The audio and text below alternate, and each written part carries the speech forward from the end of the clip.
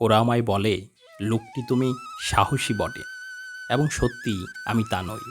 সাহসিকতার পাপী আমি কখনো ছিলাম না।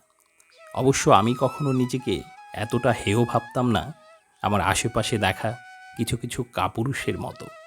কিন্তু আমি কখনো দুনিয়াটাকে গ্রহকক্ষে পাঠাতে চাইনি। আমি কেবল লিখেছি, এতে কি এসে গেল?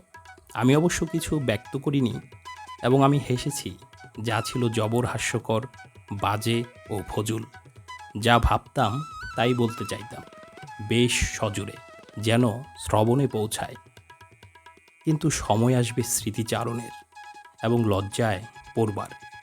আমরা যখন অসাধুতা ও নির্জলা মিথ্যাকে সাবার করতে পারব, সেই সব অদ্ভুত কালের কথা ভাবতে, যখন সাধারণ একজন সৎ লোককে সাহসী বলা হতো।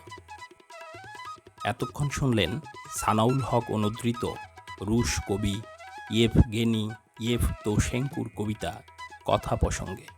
ধন্যবাদ সবাইকে।